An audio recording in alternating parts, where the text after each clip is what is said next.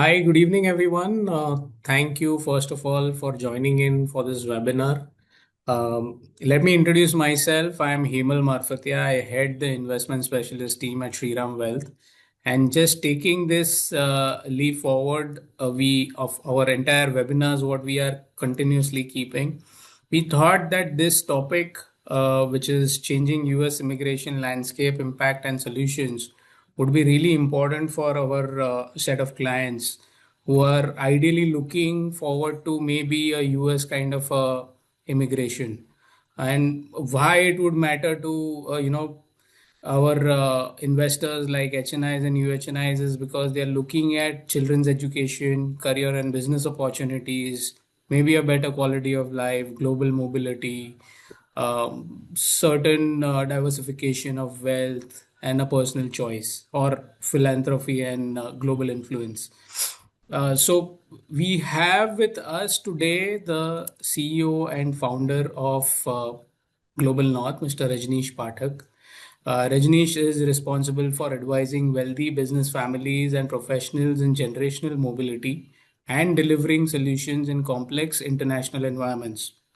He has been associated with the asset management industry for over 2 decades in strategic business roles with BNP Paribas, Birla Sun Life, DSP, Morgan Stanley, Kothari Pioneer, which was India's first private sector mutual fund.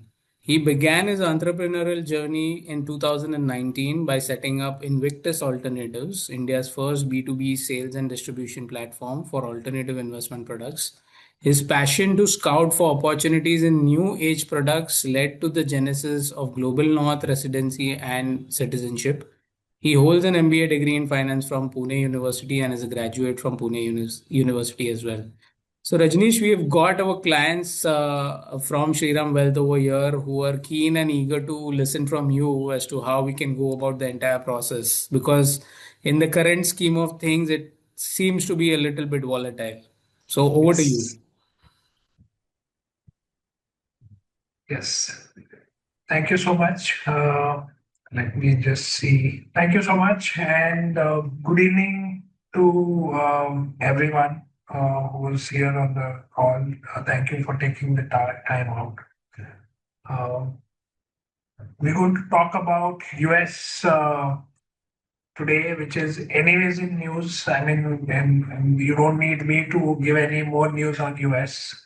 Every day when you open the newspaper, there is something or the other going on, which is of interest, which is an adventure in itself, and an entertainment in itself as well. But here we are. We are here to today discuss what's happening in the US. We are here to discuss today what is the solutions to mitigate what is happening, and then that is our objective. So let's see what is happening presently in the US. US has always remained a very, very high demand jurisdiction, not only from students, but from a job opportunity perspective, as well as the size of economy it is. I mean, it is always in need of people and talent. So various modes and means people have been going to US for years now. Um, H1B, which is the most common job visa permit, has always been in news and always under delay. So this is more a structural thing which has been happening over the years. It is not something that is created in the last 2 years or created because of this administration or someone individually influencing it. Now, where we are on H1B is it is simply put a processing queue which basically has 1.4 million people waiting to transition from H1B to green cards. Now, they cannot process these many people at one go or for years to come, and every year 100,000 people keep getting added. So it is not structural, mind you, it is not macro, it is more operational and more processing driven. That one is stuck in. Of course, at some level it is being misused by a few people, but majorly it is being used well and as a good tool for American companies to hire talent from outside as well as locally. But it is a game of chance. It's a lottery, and this is where the whole US dream and the concept and the package US comes in. US is the only country in the world today where you may send your kids to Ivy League colleges. They may get excellent grades. They may study the most favored subjects. They may pass out, land a job with a Fortune 500 company, top salary. This is the only country in the world where they may still not end up with a visa. And that is because it's a lottery, simply put. Nowhere else in the world this happens. So visa is become the merit in US is the simple statement I can make. Um, so H1B is already always been in news. Student visa has also come in news because this is also being misused. So the common other theme and the macro theme is this administration is after anything illegal and anything which is being misused. So that is the macro theme. Now, obviously, social media and news and headlines, I think, painted in different colors in different ways to each his own, which to my mind is a immigration by investment professional and founder of a platform for the last 10 years. I see it very differently because I see it uh, in practice very up close in life and not from a journalist perspective or someone who's putting a post out there. Uh, uh, now, obviously, there are news of birthright citizenship being shut down. There's news of spouse not able to work. There's news of post-study visa. You have to pay money. Lot of it is in transition, but net, there are two themes very clearly emerging. That there is a severe backlog in visas in US, uh, and you're not going to get through this queue, whether it is this administration or some other administration or president. That is not going to change. So it is structural, it is macro. Now the solution to all this has been one program which is weathered the storm. It has been there for 35 years now. Every year, 10,000 green cards are issued, and that is the EB5 investor program. So through all this noise and in addition, launch of a gold card and even mention of EB5 is not a good program. We should shut it. From the Oval Office, nothing has happened to this program. And the reason is this is long running. 1990s when they started this program, they started it for economic development, job creation. They started this for cheaper capital to their businesses. And the program in a nutshell is very straightforward and simple. You invest 800,000 USD to create 10 new American jobs for 4 to 5 years. You get a green card in 2 to 3 years' time. And in the interim, for someone who's in US, in 6 months, you get a work and travel permit. An entire family can be covered, provided kids are below 21. So this is a very straightforward, commoditized, well-defined sovereign program. This is a law.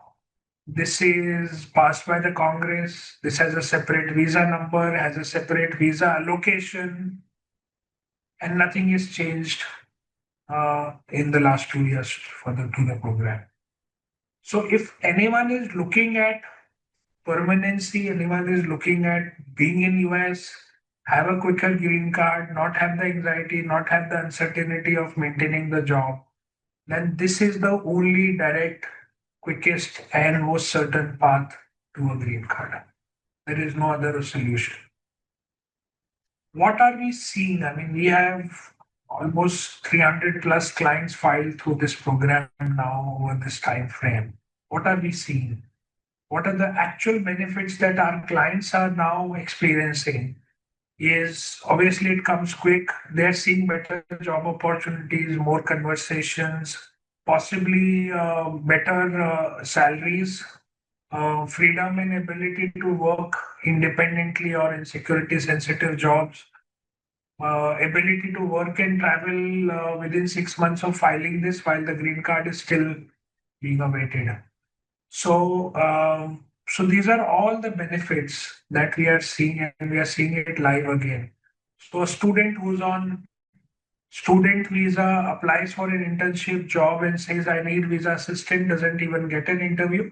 Someone on a work and travel authorization through gets multiple options and conversations and interviews.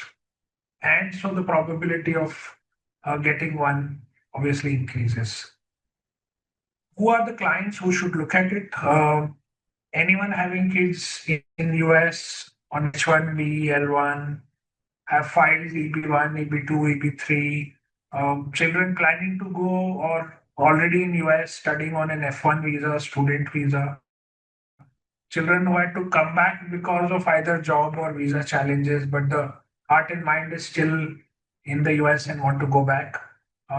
Any families who wish to relocate to US over the time frame of the visa processing takes should consider this.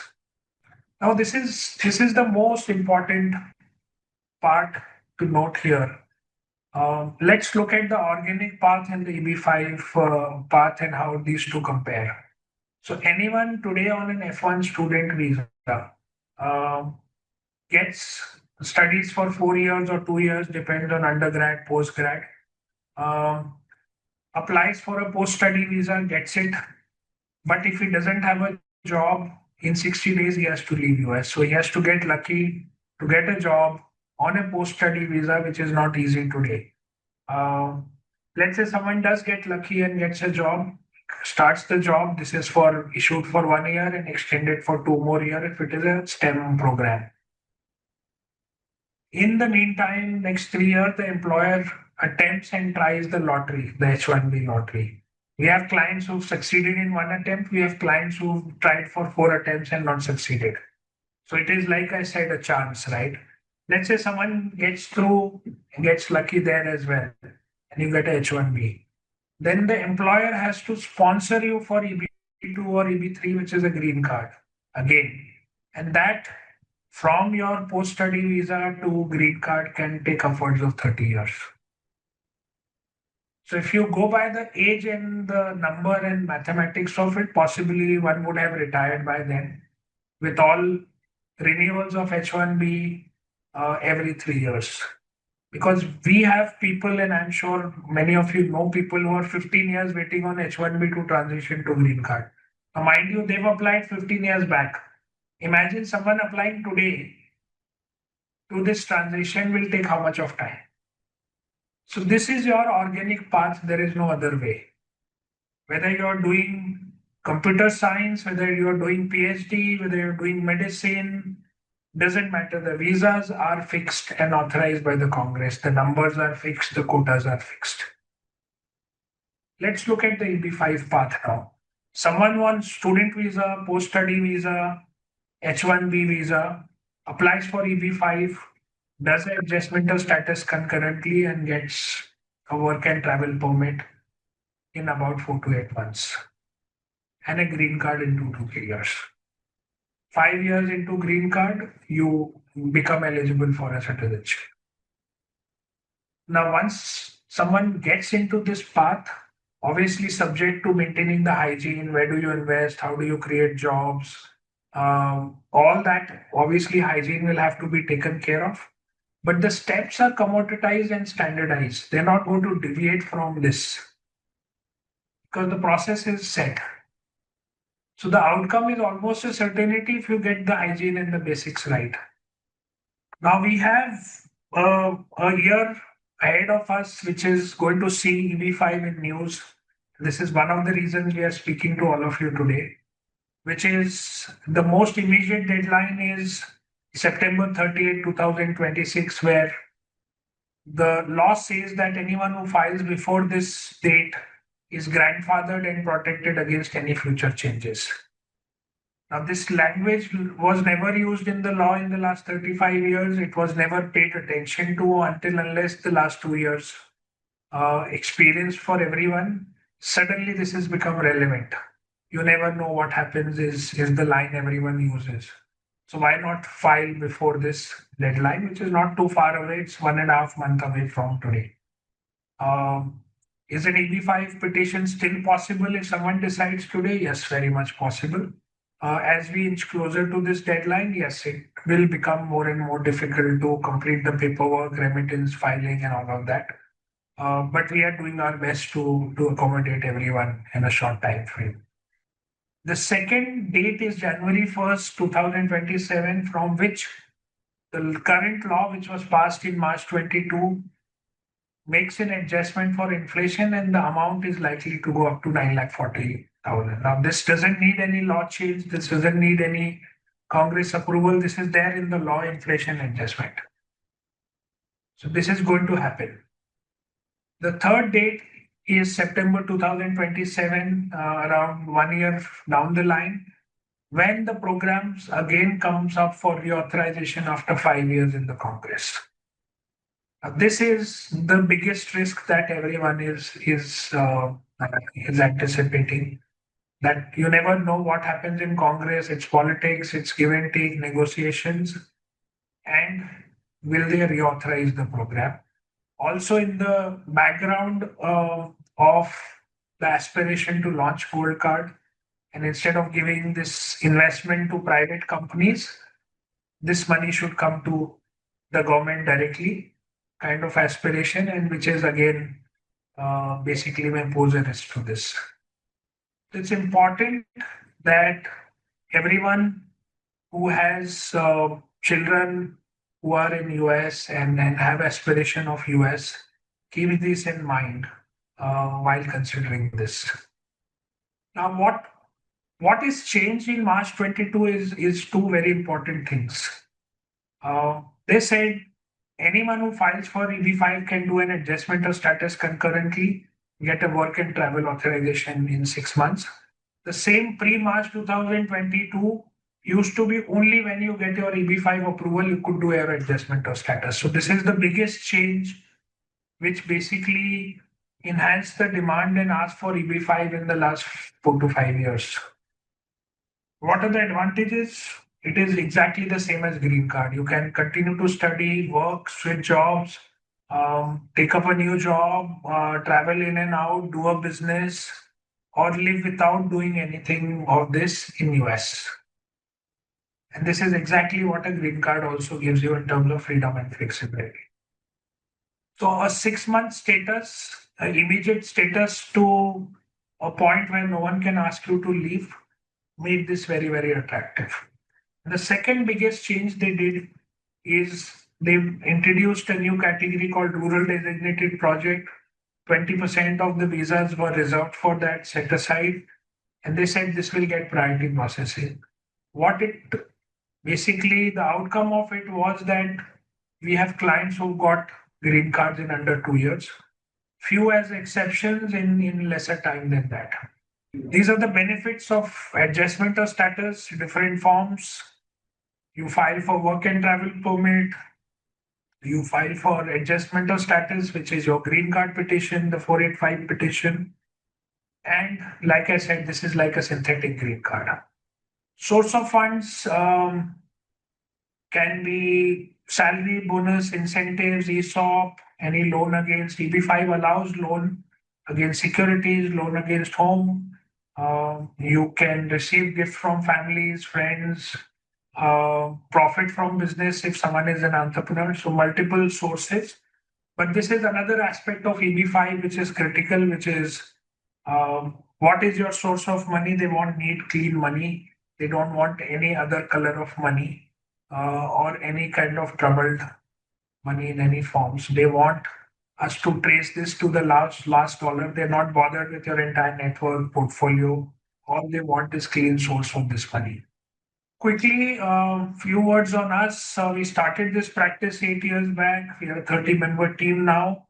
B2B platform. We work with the top 20-25 wealth managers in the country, and all of our clients come as a referral from them. We do end-to-end execution. Take a lot of pride in being very quick on turnarounds, and we act as a single point of contact for the client throughout his 5-year journey. EB5 is our most filed program, but we cover 20 plus other countries, all the golden visa across Europe, some of the talent visas, some other solutions which are there in multiple countries. So we primarily specialize not only in EB5, but we specialize in investment-led immigration to over 20 countries. Quickly, our journey in numbers, 2,500 plus clients engaged, now in 6 offices, 342 million in USD in capital raised. Um, these are our filing numbers for EB5 as well as other countries. And I think this is another thing which I mentioned, right from profiling to advisory to project or investment selection to paperwork to attorney to remittance strategy to life cycle servicing and ongoing consultation. We handhold the client start to finish.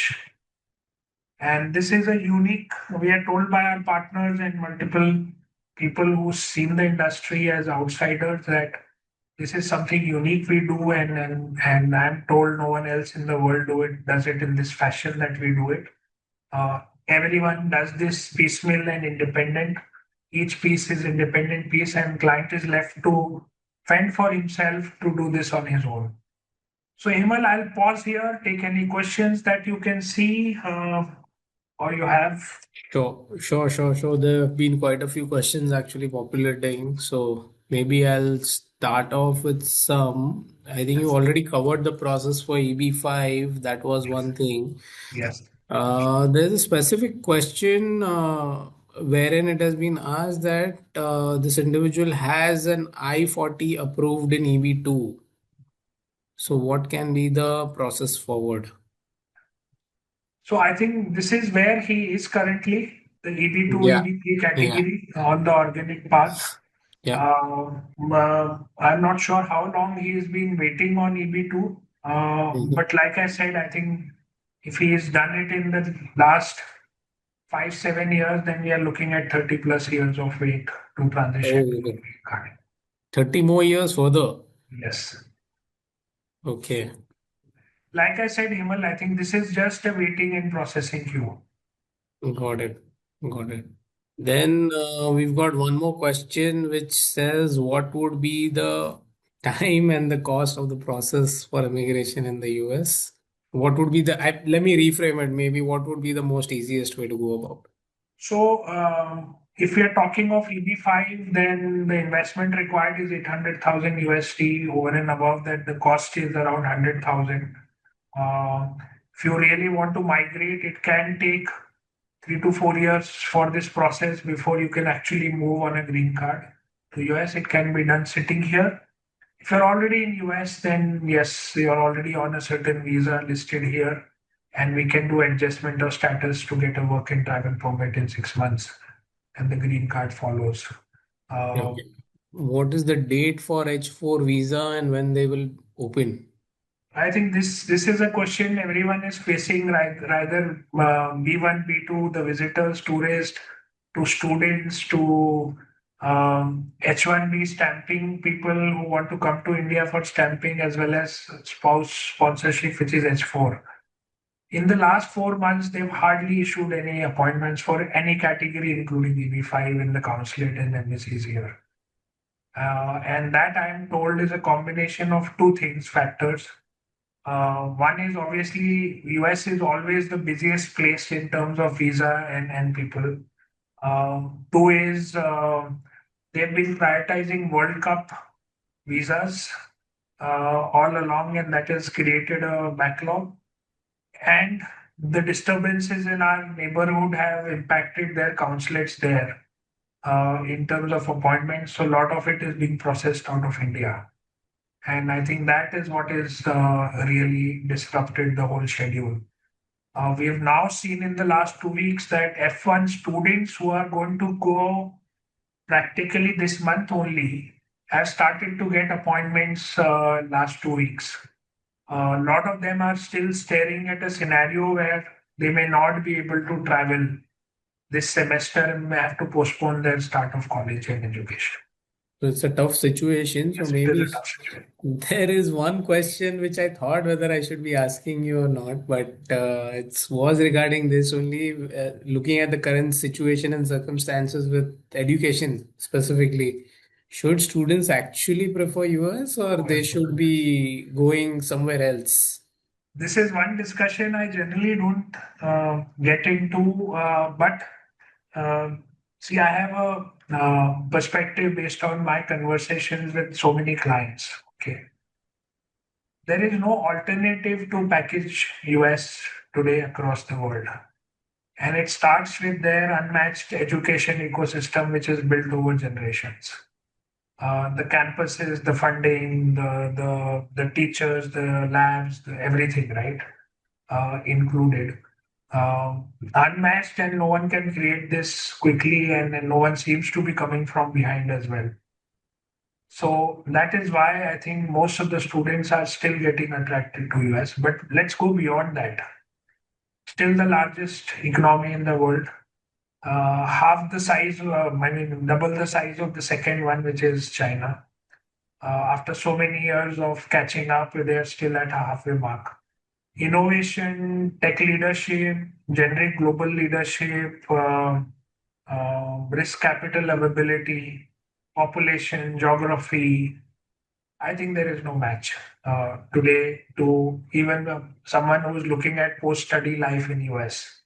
So if you when I ask our clients, they are usually advising children that, okay, it is opportunities there in India going forward as we move towards Viksit Bharat and developed economy, and or in US, which is already developed and the largest. These are the two places to be. If you ask me, education ecosystems, yes, there are education ecosystems in UK, in Europe, in Australia and New Zealand. But one has to look at this little more holistically of what after education, right? Are there jobs? Is there population? Are there opportunities? Is the question students should ask rather than just studies. Then I think a follow-up question to the EB2 one, can we convert the EB2 to EB1? Is he eligible for EB1? So EB1 is a different path. EB2, EB3 is a different path. EB1 can be of different nature if you fit into that category through sponsorship of employer. Yes, this is right for the top management, which is CEOs, CXOs of any companies which are there. So very selective. Then you have a EB1 category, subcategory through extraordinary ability, where awards, publications, PhDs, all those kinds of people are there, original research, top salary, top business. So you have to fit into those criterias to get there. So this EB1 category is generally also called the Einstein visa. So it is right at the top. There also now there is a backlog. So a lot of people have become Einsteins to create a backlog there as well. Of course, I mean a lot of people have preferring PhDs and this, so that's generic. But even after PhDs, you have to create your profiles and fulfill those criteria. And that is a discretion. That is not an outcome like EB5, where if you do two, three things, you will get a green card. Okay. Okay. One more question. Can starting a business with a resident be better for the visa than doing one alone?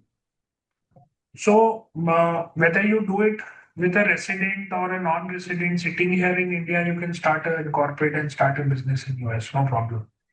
But it doesn't give you any form of visa.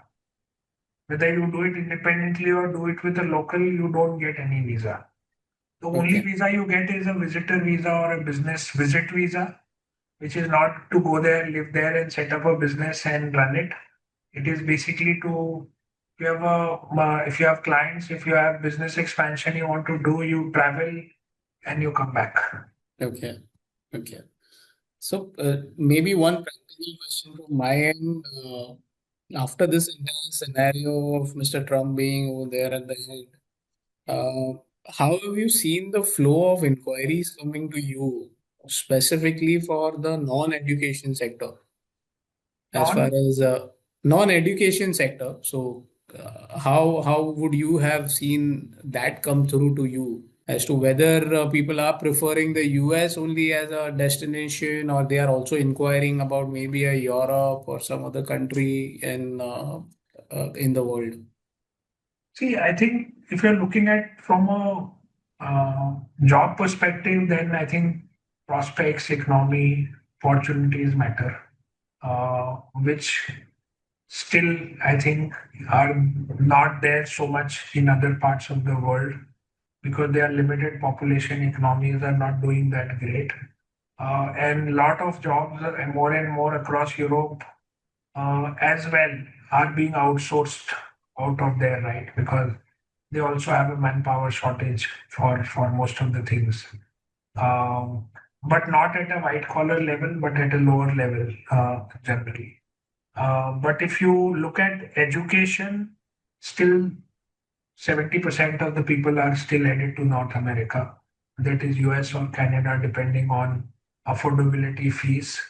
And we are again seeing what has happened in Canada, right? So many people went that suddenly they shut the door on immigration and policies and a new government because there were hardly any jobs and any immigrants were creating inflation which was becoming unaffordable for the locals, whether it is housing or rental or living cost and everything else. So I think they are in a different challenge and trouble. So I'm not saying US is the ultimate destination to each his own. But people who are already in US, if the question is, are people looking at these options? People who are in the last 4 years, the maximum number of applicants are people who are either studying or working on certain visas in the US itself. Okay. So people who So, are in US want to remain in US and want to continue to there, live there, and hence they are taking paths like this. People who are outside, the only bucket which may not be the percentages may have come down a little is education. But I do believe we will end of it. I think every country has these phases, and these are always transitionary phases. They come and go, and only long term will tell what impact these phases have here.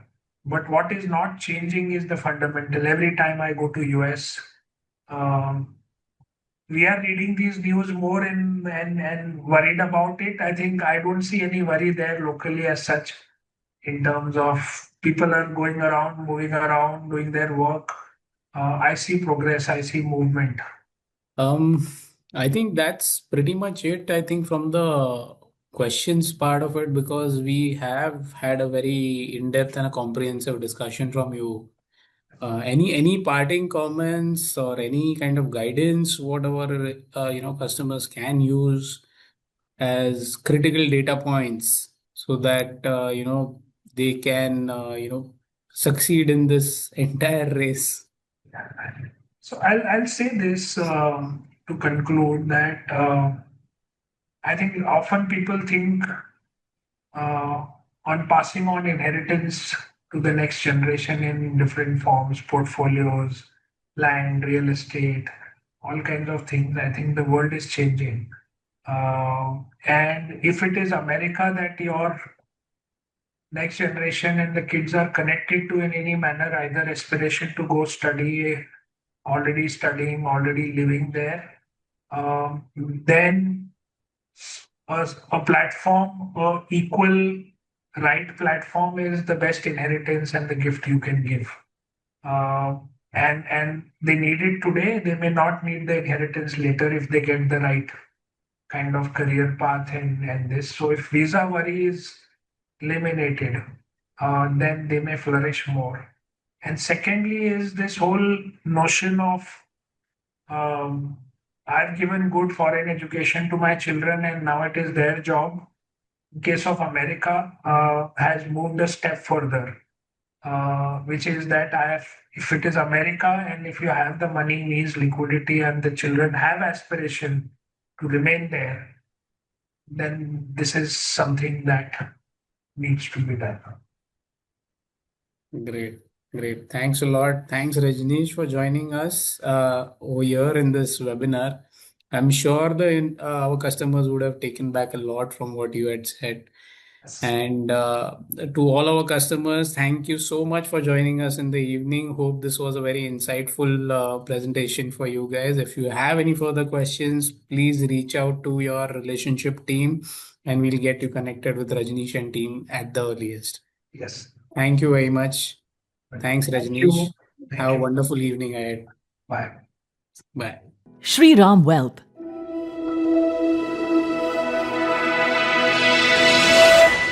Wealth your way.